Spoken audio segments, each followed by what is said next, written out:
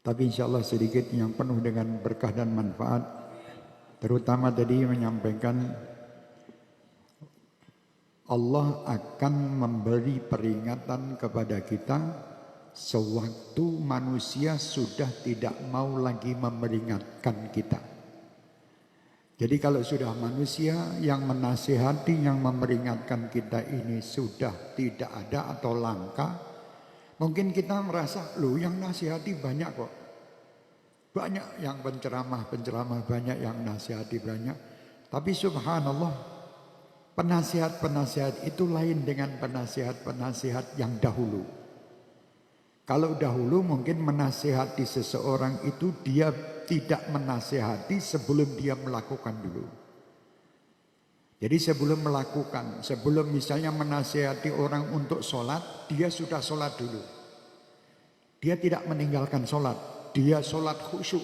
Setelah dia menjalankan sholat dengan baik, dia menasihati orang. Akhirnya sampai kepada hati manusia yang diajak bicara tadi. Bukan kita menghinakan penasihat-penasihat saat ini, tidak. Semua penasihat insya Allah niatnya baik, kita yakin. Tapi Allah subhanahu wa ta'ala tadi dikatakanlah Habib Umar yang mengatakan tadi, Habib Umar bin Smith yang mengatakan ini tadi, kalau sudah sedikit orang yang menasihati, ya, di situ timbulnya penasihat-penasihat yang baru. Di antaranya wabah corona ini. Ini penasihat. Subhanallah, kalau kita lihat corona ini, kita tidak tahu makhluknya apa, seperti apa, bentuknya apa, tapi semua manusia seluruh dunia ini tunduk. Disuruh cuci tangan, semua cuci tangan. Subhanallah. Disuruh pakai masker, beli masker kemana pakai. Yang nyuruh siapa ini? Mana corona itu? Kan tidak tampak, tidak terlihat. Makanya Allah subhanahu wa ta'ala ini menghina kita semua. Dihina kita oleh Allah. Kamu manusia, jangan merasa sombong kalian. Kalian yang mengatakan mempunyai alat ini, mempunyai senjata ini, tenaga ini dan segala macam. Kalah kalian dengan corona yang tidak tampak dan terlihat. Subhanallah. Subhanallah kalau kita lihat ini, Masya Allah. Ya ini tanda sayang loh. Bukan Allah benci ini, tidak. Jangan ada orang yang mengatakan ini karena Allah benci kepada kita. Tidak. Allah tidak pernah benci kepada siapapun.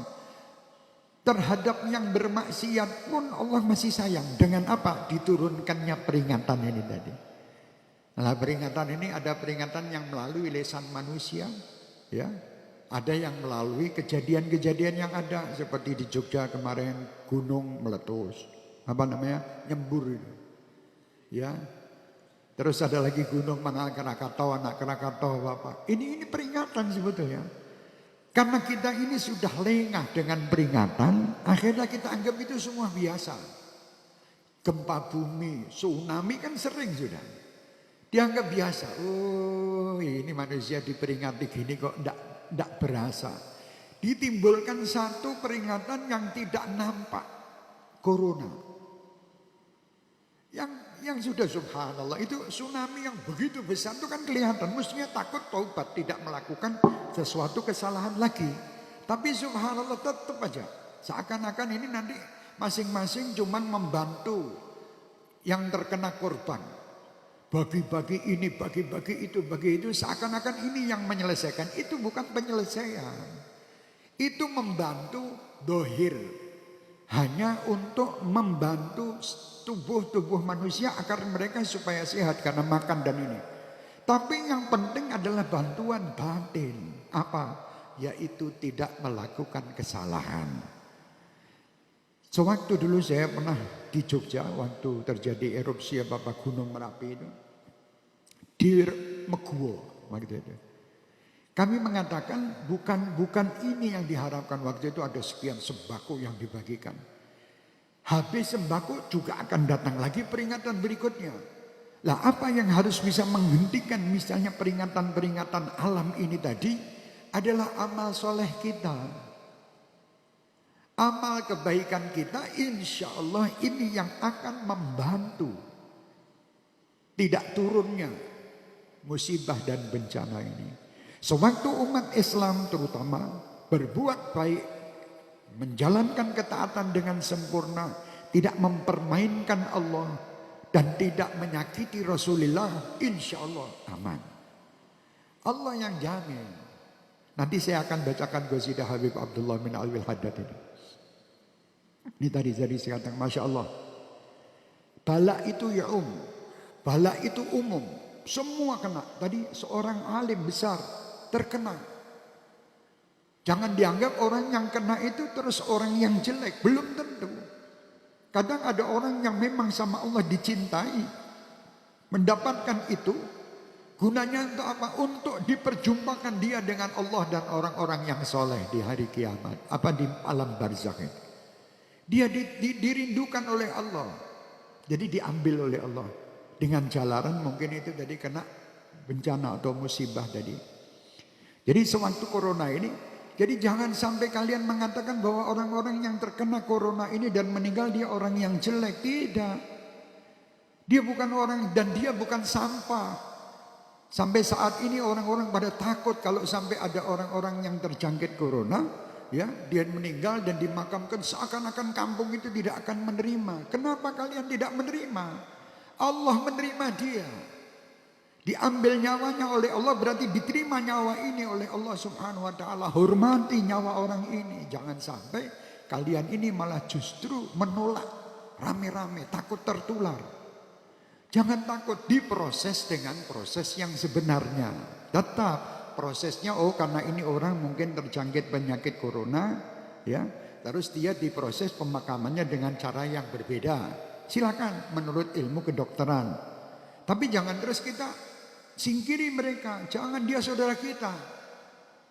Saudara sebangsa setanah air juga saudara muslim. Kenapa kita harus singkiri? Seakan-akan najis ini, seakan-akan tidak boleh. Jangan, orang jangan suka begitu, hormati mereka. Bala itu pernah terjadi di zaman Nabi Allah Musa alaihissalam. Waktu itu orang tanya sama Nabi Musa, ya Musa, kenapa Allah turunkan bala sedangkan orang-orang yang baik juga kena? Mestinya kan orang yang berbuat salah itu aja yang kena, yang baik jangan. Mestinya Allah memilih begitu, tapi kenapa yang baik dan yang jelek semuanya terkena?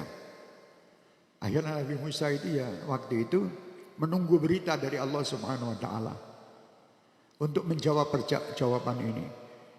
Kejadian di depan Nabi Musa, ini jawaban itu juga terjadi. Alam ini semua adalah jawaban dalam kehidupan. Alam ini kalau kita lihat apa yang ada terjadi di dunia ini sebetulnya jawaban dari amalan kita. Bukan jawaban amalan orang lain kita. Lah di situ Nabi Musa masih duduk ada kala jengking. Kala jengking. Kala jengking kalau bahasa Indonesia ya. Ya kala jengking ya, kala jengking. Scorpion. Nah, bahasa Inggrisnya scorpion. Itu menggigit.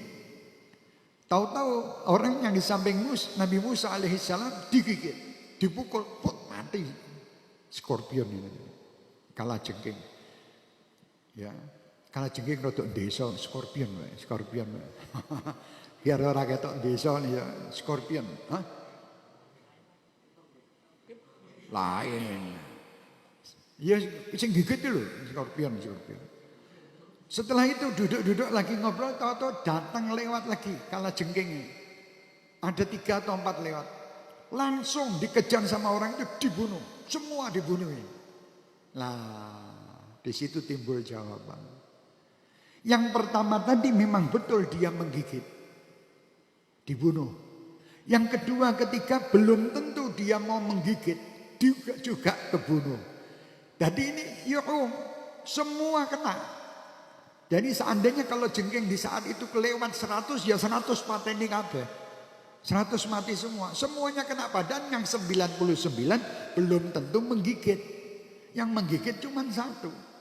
Yang maksiat mungkin 1 kelompok, tapi yang Allah turunkan bala semua kena. Apanya di sini itu yang kena corona tok pakai masker kan enggak, se-Indonesia maskeran.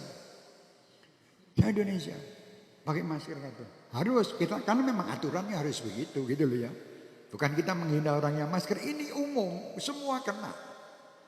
Pak Ustadz terus tidak mau pakai masker enggak ini. Saya alhamdulillah Saya setiap hari membaca wirid ini, membaca wirid itu. Mana corona dekat sini, tak kanplenginya. Malah kena. Jangan sombong, jangan sombong. Aturan ya aturan. Oh, ada ilmu itu ya dari Allah. Dokter itu memerintahkan ini ya, cuman maksud tadi Habib Ja'far mengatakan jangan berlebihan dalam takut. Tidak usah berlebihan. Takut-takut itu wajar. Sampai tidak bisa tidur, sampai asam lambung naik.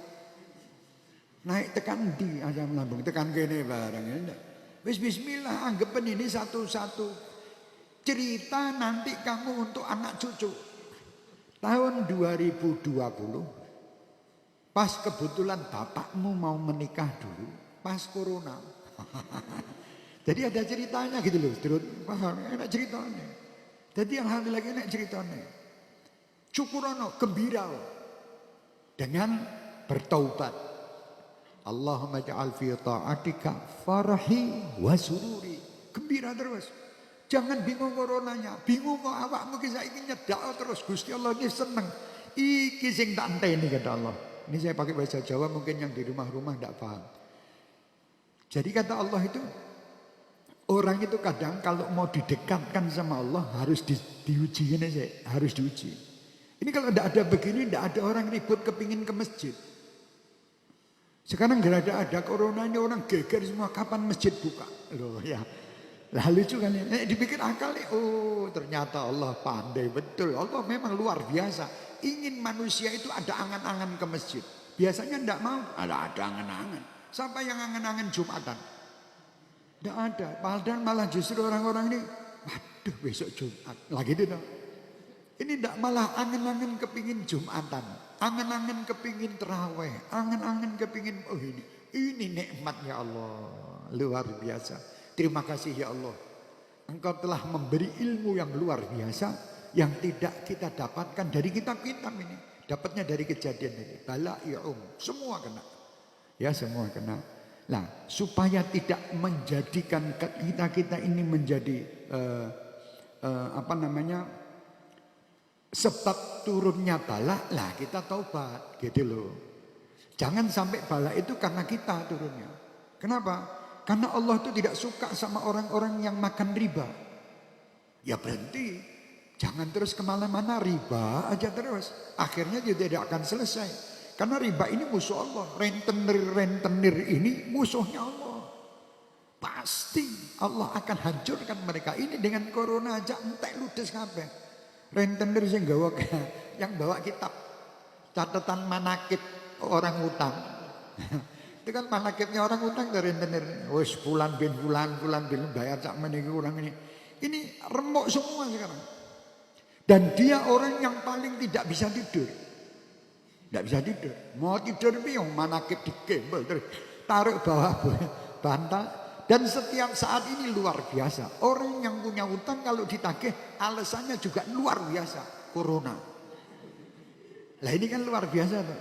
Jadi Allah ini memberi kenikmatan bagi orang-orang yang punya utang. Yang punya utang semua. Utang riba maupun tidak utang riba. Tenang saja. Anda saya bantu untuk alasan. Ini yang gue utang-utangnya ben krungu. Bantu untuk punya alasan. Corona lah, yang nagih ya bingung. Arep ditagih piye corona. Akhirnya serba bingung semuanya.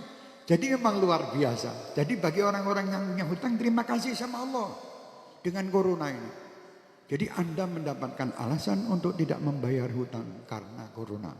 Tapi kalau tidak bayar, tetap tempat Anda termasuk orang-orang yang dengan karenanya. Karena Anda turun pula bala. Karena apa? Itu dolim. Ya, itu dolim. Jadi ini nanti saya akan terangkan juga nanti bab dolim nanti.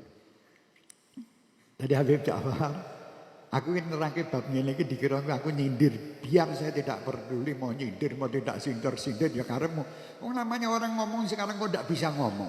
Kalau ngomong ini kesindir ini kesindir situ lah ada apa? Kita tidak niat nyindir sama sekali loh.